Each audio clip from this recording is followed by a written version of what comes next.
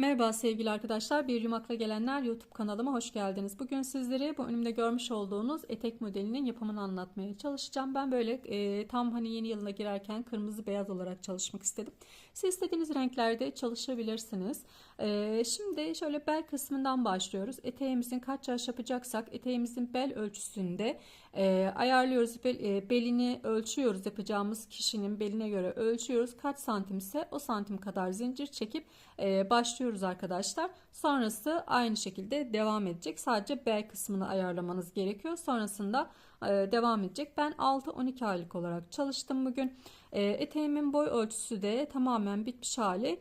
25 santim tamamen bitmiş hali arkadaşlar. Şu beyaz kısım, fırfır kısımla birlikte 25 santimlik bir ölçüm oldu. Dediğim gibi 6-12 aylık olarak çalıştım. Bel kısmında da bu şekilde bir bağcık çalışması yaptım. Bel kısmı eğer hani bol gelirse o kısmı hani sıkabiliriz. İşte fiyonk bu şekilde yaparak çocuğumuzun belinden düşmesini engelleyebilmek adına bu şekilde bir fiyonk çalışması yaptım. Düğme çalışmadım. Bol bol aldım, ölçüsünü yaptım. Sizler de o şekilde yapabilirsiniz. Nasıl olsa belinde fiyongumuz mevcut. Zaten alttan yukarıda eteğimizin bu kısmı gayet iyi esniyor arkadaşlar.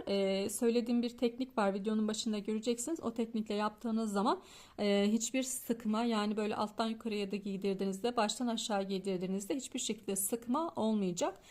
Güzel bir teknik, o şekilde yapmanızı öneririm. Kullanmış olduğum ipim şöyle göstereyim. Kar topu Baby One kullandım. Anti-peeling özelliğe sahiptir. 100 gram 250 metre. 1,5 ip kullandım bu kısma. Bu kısımda yine aynı ipin beyaz ipini kullandım. Çok az bir ip kullandım arkadaşlar.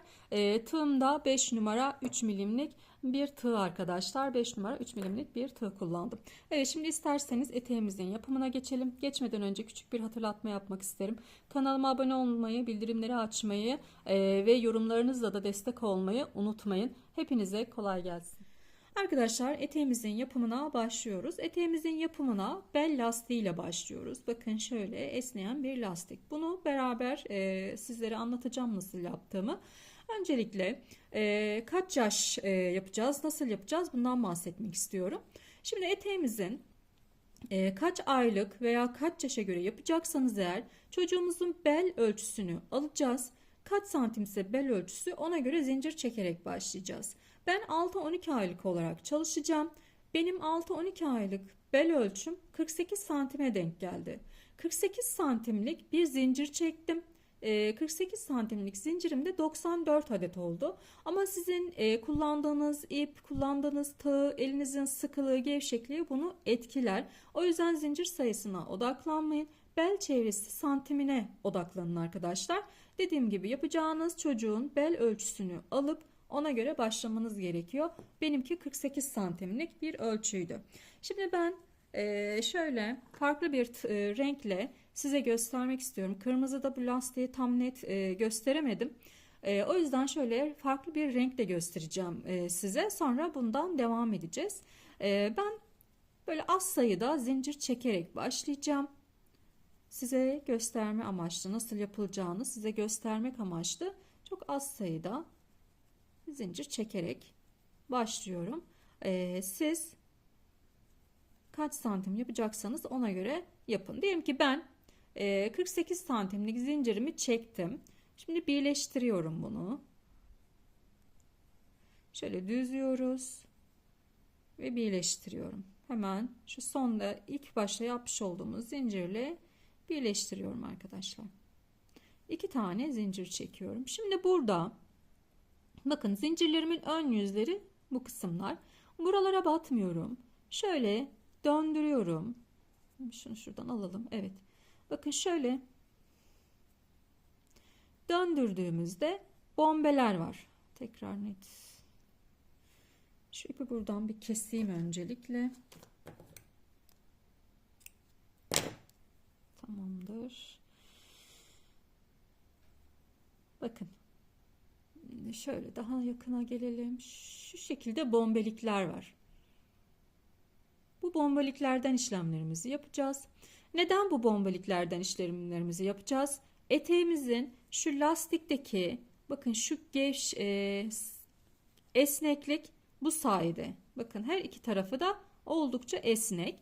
Yani alttan yukarı giydirdiğinizde kalça kısmında bu kısım sizi zorlamayacak. Eteğimiz düğmesiz çalıştığımız için.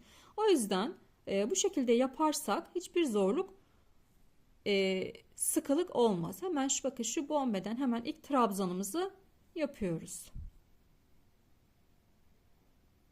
Burada bombeliklerden hemen zincirinizi ters çevirdiğinizde zaten o bombeliği görürsünüz. Zincirlerinizde çok sıkı çekmemeye çalışın arkadaşlar. O zaman o bombelikler daha da net kendini gösterir. Hem de zincirinizi sıkı çekmezseniz esneklik o kadar daha çok olur. Evet. Bombeliklerden alıyorum. Trabzanlarımı yapıyorum.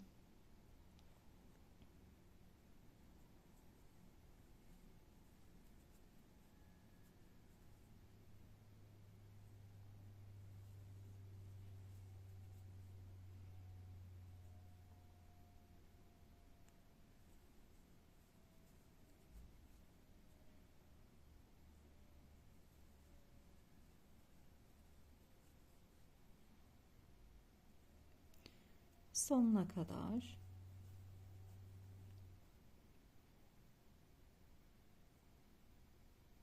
Hiçbir atlama yapmayalım arkadaşlar.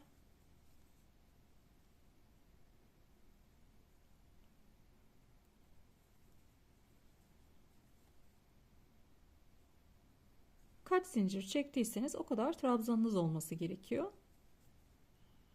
Benim mesela 94 zincir çekmiştim. Kırmızı bunda. 94 tane de trabzanım oldu. İlk sıra sizi zorlayabilir. Ama yaptığınızda ne demek istediğimi çok daha iyi anlayacaksınız. Bel kısmı hiçbir şekilde sıkmayacak. Gayet rahat bir şekilde çocuğunuza giydirebilirsiniz. Hem üstten hem alttan istediğiniz şekilde giydirebilirsiniz. Bu yöntemi bütün etek modellerinde yapabilirsiniz. Belden başlanan bütün etek modellerinde bu şekilde çalışabilirsiniz arkadaşlar. Yani bu lastiği uygulayacağınız bütün etek modellerinizde yapabilirsiniz. Evet, sonuna kadar geldim.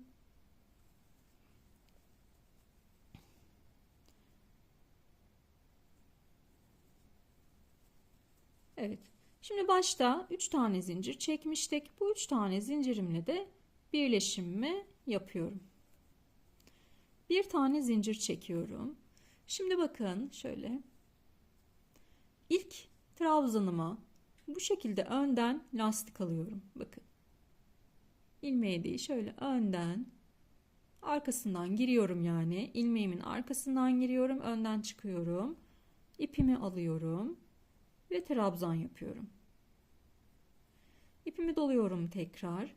Hemen yanındaki trabzanımın arkadan öne doğru geliyorum. Üzerinden geçiyorum. Tekrar arkadan ipimi alıyorum. Ve çıkarıyorum. Trabzanımı yapıyorum. İpimi doluyorum. Bu da yine bakın ilmeğimin arkasından öne doğru geldim. İpimi aldım. Ve trabzan yapıyorum. Buradaki ilmeğimi de örgümün arka tarafından giriyorum. Öne geldim. İlmeğimin üstünden gidiyorum. İpimi alıyorum ve çıkıyorum. Bir bu şekilde yapıyoruz. Bir de arkadan öne doğru gelip lastiğimizi o şekilde yapıyoruz. Bakın lastiklerimiz oluşmuş olacak.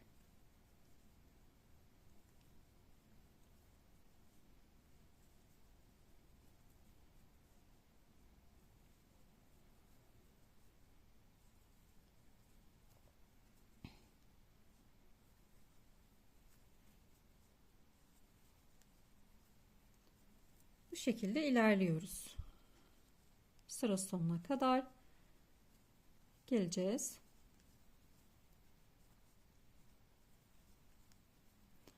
Şöyle ipimi de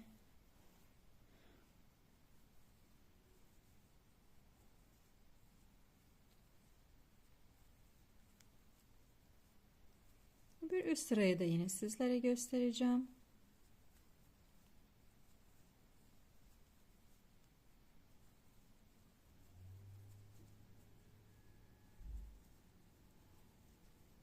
Evet, en sondakinde arka lastik olarak alıyoruz ve bitiriyoruz.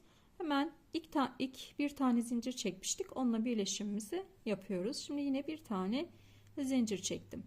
Şimdi bakın burada şöyle baktığımız zaman ön kabartılar ve arka tarafta kalanlar var. Bu ön kabartıları yine önden alacağız arkadaşlar. Bu şekilde. Yine aynı şekilde bakın. Ne yapıyorum? İlmeğimin altından giriyorum ve alıyorum. Trabzan yapıyorum. Arkada kalanları da yine arka taraftan öne doğru geliyorum. İlmeğimin üzerinden ipi alıyorum ve çıkarıyorum.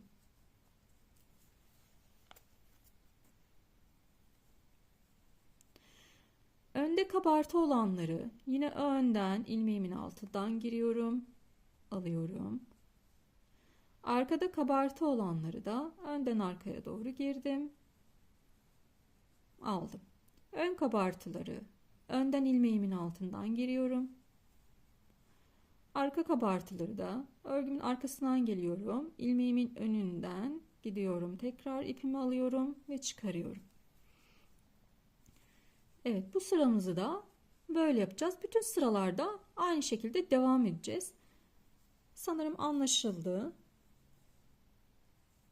Oldukça kolay. Evet, şimdi bu şekilde kaç sıra yaptım. Tığımı da değiştireyim. Kırmızı renkte gözüksün. Evet, bakın bu şekilde 3 sıra lastik sırası yaptım. Trabzan sıramdan hariç 3 sıra lastik sırası yaptım. Trabzan sıramla 4 sıra oldu. Şimdi üst kısmıyla devam edeceğiz arkadaşlar.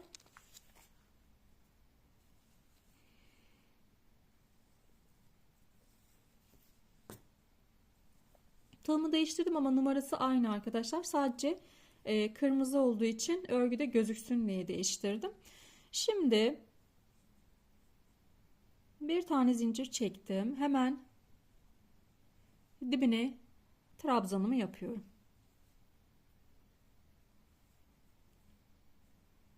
İpimi doluyorum.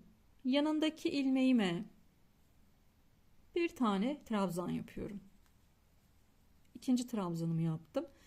Ve yanındaki ilmeğime bir tane daha trabzan yapıyorum. Üçüncü trabzanımı yaptım. Dördüncü trabzanın olduğu yere 2 tane trabzan yapacağım. Aynı yere bir tane yapıyorum. Aynı yere bir tane daha yapıyorum.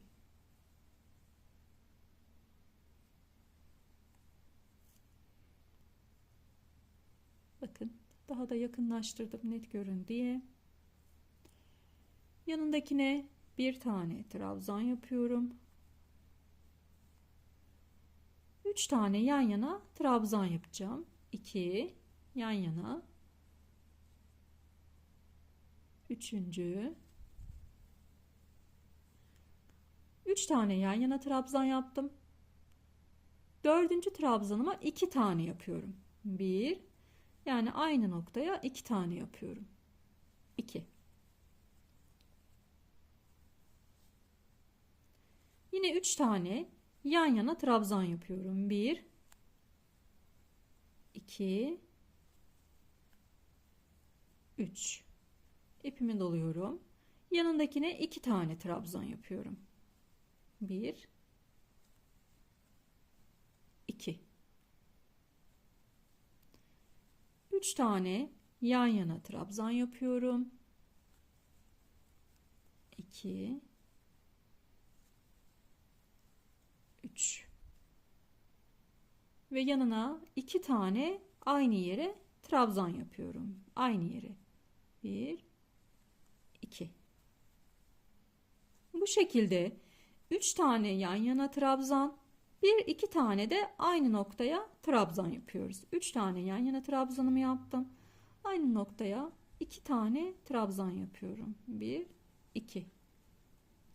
Sıra başına kadar gelelim aynı şekilde. Evet, sıra sonuna kadar geldim. Sıra sonunda yine 3 tane yaptım. Artırıyorum yine. 2 tane yapıyorum aynı yere. Buraya da bir tane yapıyorum. Ve bir tane zincir çekmiştim. Onunla birleştiriyorum. Yine bir tane zincir çekiyorum ve dibine trabzan yapıyorum arkadaşlar. Evet, devam ediyorum. Artık artırma yapmayacağım. Bütün trabzanlara tek tek trabzan yaparak devam edeceğim arkadaşlar. Buradan sonra hep aynı şekilde ilerleyecek. Sadece trabzan yapacağız. Bakın, her bir trabzanıma bir tane trabzan olacak şekilde yapıyorum. Altta artırma yapmamızın sebebi eteğimizin şöyle birazcık genişlemesini istememdi arkadaşlar. Genişlesin istedim. O yüzden artırmalar yaptık ama buradan sonra artık artırma yapmıyoruz.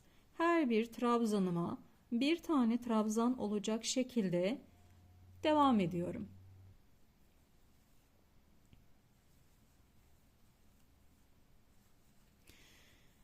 Evet.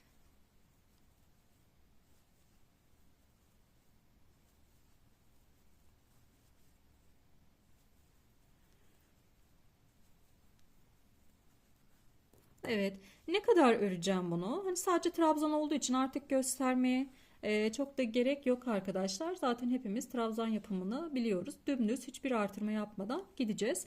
Ne kadar yapacağım? Şimdi ben yapayım, kaç sıra yapmışım, kaç santim ördüm. Onu da yine sizlerle paylaşacağım. Eteğimin boyu 24-25 santim gibi olacak arkadaşlar. O yüzden ona göre ayarlayacağım. Eteğin boyunu da yine yapacağınız çocuğun belden eteğin boyunu nereye kadar istiyorsanız, diz olur, diz üstü olur, diz altı olur, ölçeceksiniz. Kaç santim geliyorsa ona göre yapacağız arkadaşlar. Şimdi ben de yapayım, sizler de yapın. Ölçüm gerekli yere kadar geldiğinde devam edelim. Arkadaşlar, ben eteğimi tamamladım. Lastikle birlikte toplamda 22 santimlik bir ölçüm oldu. Şimdi beyazla da gideceğim. Beyazla da tam eteğimin boyu eşitlenmiş olacak. Şöyle kaç sıra yaptığımı da söyleyeyim size. 2, 4, 6, 8, 10, 12, 14, 16 ve 17 sıra yaptım. Lastiğimle birlikte 22 santim oldu. Ama sırayı baz almayın arkadaşlar. Santimi baz alın. Çünkü el sıklığı, gevşekliği, kullandığınız tığ, ip bu ölçüyü etkiler. Sıra sayısını etkiler. O yüzden santimi baz alın. Şimdi ben burada ipimi kestim. Şimdi beyaz iple devam edeceğim. Beyaz ipimi alıyorum. Şöyle. Şimdi şurada ipimizi kesmiş olduğumuz yerden beyaz ipimi takacağım arkadaşlar. Şöyle takıyorum. Ve buraya bir tane sık iğne yapıyorum. İlk sırayı sık iğne olarak gideceğim. Şimdi şöyle yürüteyim arkada. İlk sırayı sık iğne olarak her bir trabzan boşluğuna bir kere olacak şekilde batacağız. Şimdi şöyle bakın, şu kısımlara batıyorum. Sık iğne olarak gideceğim burayı.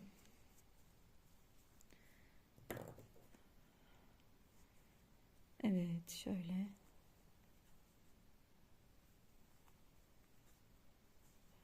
Her birine bir tane olacak şekilde sık iğne yapıyorum arkadaşlar. Sıra sonuna kadar geleceğim.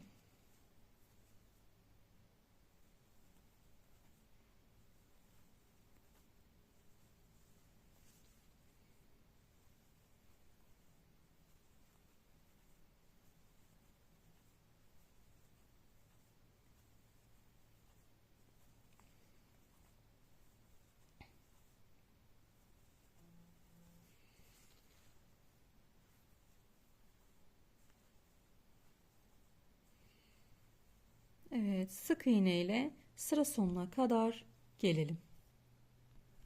Evet, sıra sonuna kadar geldim. Şimdi buraya da bir tane yapalım ve birleştirelim. Evet, bir tane zincir çek, iki tane zincir çekiyorum. Hemen dibine iki tane trabzan yapacağım. Bakın, birinciyi yaptım. İkinciyi de yaptım. Burada zincirim dahil 3 tane trabzanım oldu. Şimdi ipimi doluyorum. Yanındakine 3 tane trabzan yapıyorum. 1 2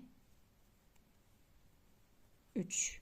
İpimi doluyorum. Yanındakine 3 tane trabzan yapıyorum. 1 2 3. İpimi doladım. Yanındakine 3 tane trabzan yapıyorum aynı yere. Dip kısmımız bu şekilde fırfırlı olacak arkadaşlar. Evet. Ve her bir boşluğa 3 tane trabzan olacak şekilde örüyorum.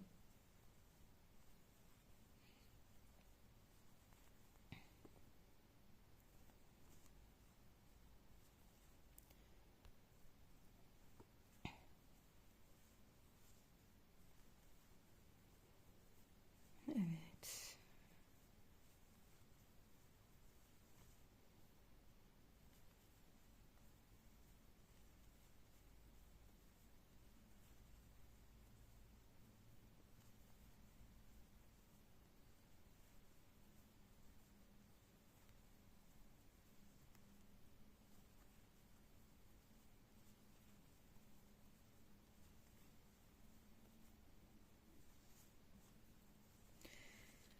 Evet, devam ediyoruz.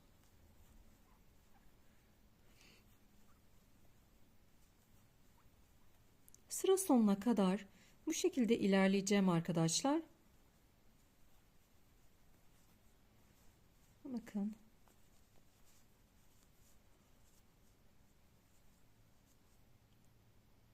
Fırfırlanmaya başladı.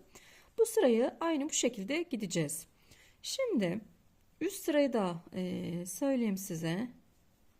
Üst sırada buraya geldiğimizde şimdi gösterelim. Birleştireceğiz arkadaşlar şurada. Şu kısımda döndük, dolandık, geldik buraya kadar. Burada birleştireceğiz. Şu zincirimizin 3 tane zincirimiz var. Onunla birleştireceğiz. Daha sonrasında hiç artırma yapmadan gideceğiz arkadaşlar. Bu sıra bu şekilde ilerleyecek.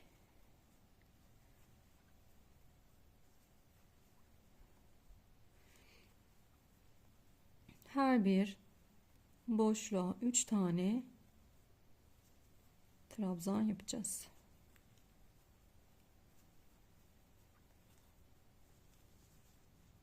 Bakın şöyle de bir gösterelim. Gerçekten çok güzel. Evet, sıra sonuna kadar gelelim. Evet, eteğimin fırfır kısmını ben tamamladım arkadaşlar. İlk sırayı ne yapmıştık? 3 tane aynı yere trabzan yapmıştık ve o şekilde devam etmiştik. İkinci sırada da hiçbir artırma yapmadım. Tüm ilmekleri birer kez trabzan yaparak tamamladım. 2 sıra yaptım. Siz eğer daha uzun istiyorsanız eğer 3 sıra 4 sıra da yapabilirsiniz. Şimdi geliyoruz bu bel kısmının yapımına. Buraya bir tane bağcık yapacağım. Onu da yine beyaz rengimle yapacağım arkadaşlar. Şimdi şöyle 4 tane zincir çekiyorum. Öncelikle bu uçlarına, uç kısımlarına ben böyle küçük minik papatyalar yapmak istiyorum arkadaşlar. Şimdi şöyle 4 tane zincirimi çektim, ipimi doladım. Ben bakın 1 2 3 dördüncüyü biraz yakınlaştırayım. Evet. Dördüncüye trabzanımı yapıyorum. Bir tane daha trabzan yapıyorum. Zincirimden hariç 2 tane trabzanım oldu. Bakın bir tane zincir başta, ondan hariç 2 tane trabzan yaptım. 2 zincir çekiyorum. Hemen dibine yine aynı yere kaydırmayla geliyorum arkadaşlar. Yine 3 tane zincir çekiyorum. Aynı noktaya, aynı yere, hep aynı yere yapıyorum. 2 tane trabzan yapacağım. Zincirimi saymadan 2 zincir çekiyorum ve aynı yere kaydırmayla bağlıyorum. Yine 2 tane zincir çekiyorum. Aynı yere 3 tane zincir çekiyoruz arkadaşlar. Aynı yere yine 2 tane trabzan yapıyorum. 1 2. 2 zincir ve kaydırmayla bağladım. Böyle küçük bir tane papatya yaptım. Şimdi zincir çekeceğim. Eteğimizin etrafı boyunca zincirimizi çekmemiz gerekiyor arkadaşlar. Yani ölçü ölçüye çekerseniz iyi olur. Çekelim böyle uzunca.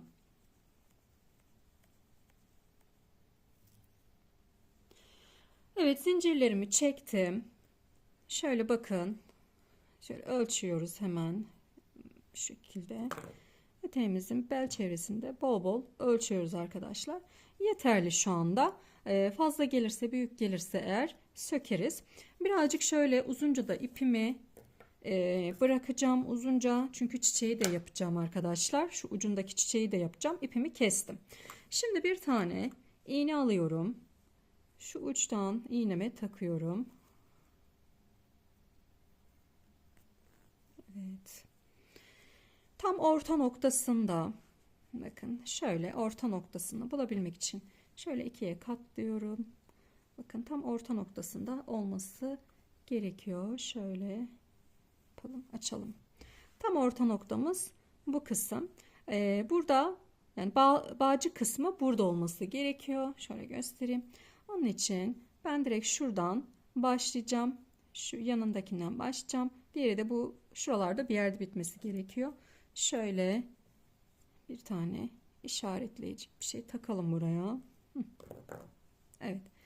Şimdi devam ediyoruz. Bakın 2 tane, şöyle 3 tane atlıyorum.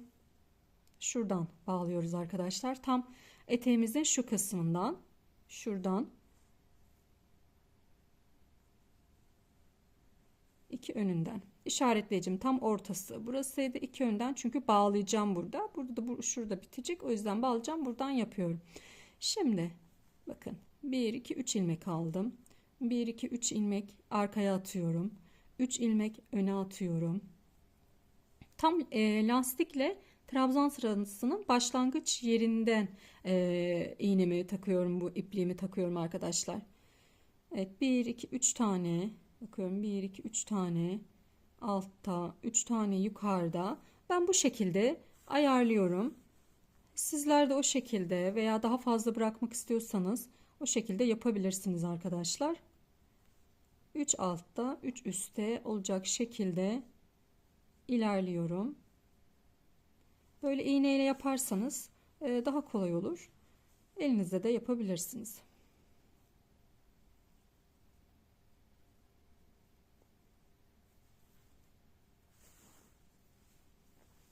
Bu bakın dikiş yerinde ben arka tarafta, yani birleşim yerinde ben arka tarafta bıraktım. Ki ön kısımda veya yan kısımda belli olmasın. Onu da dikkat ederiz.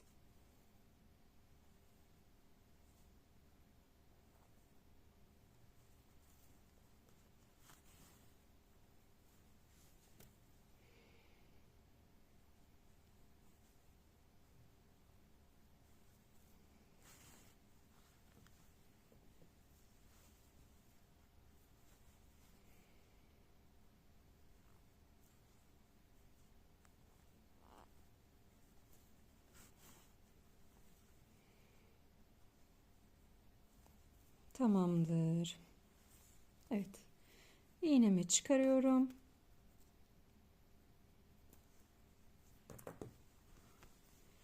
Şöyle. Bakın burası kısa kaldı. Ne yapıyorum? Şöyle çekiyorum. Eşitliği sağlamak adına. Şimdi açalım. Şunu da çıkarabilirim artık. Şöyle. Evet. Şimdi şu papatyamızı burada yapacağız.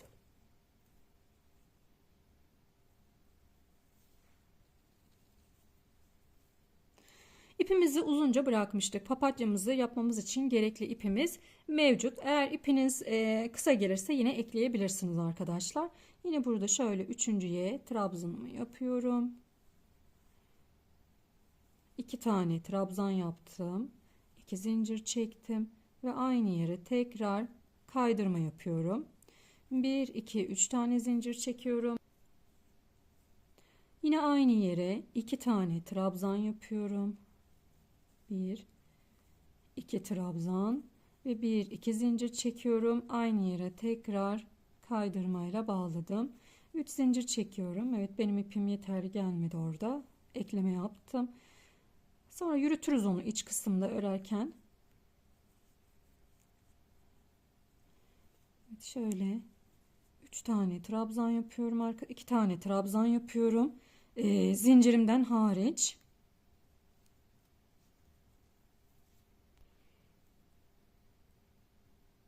Şöyle bir de ipimiz bulaşmasa. Evet. Bir tane daha yapacağım. 2 ve 2 tane zincir çekiyorum ve kaydırmayla bağlıyorum. Evet. Buradaki papatyamızı da yaptık. Kaydırmayla bağladım. Yine ipimi kesiyorum. Bunları bu arka kısımda birleştireceğim. Gizleyeceğim yani şu ipleri.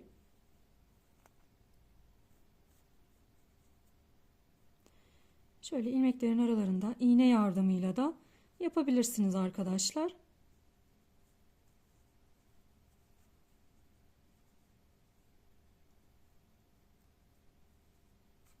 Şöyle. Evet.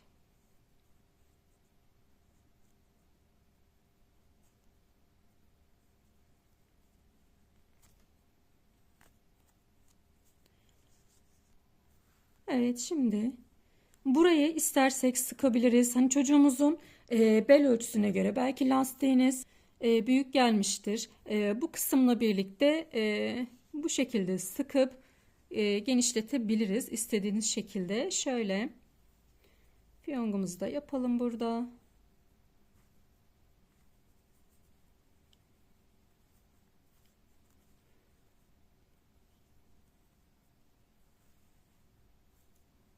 Evet.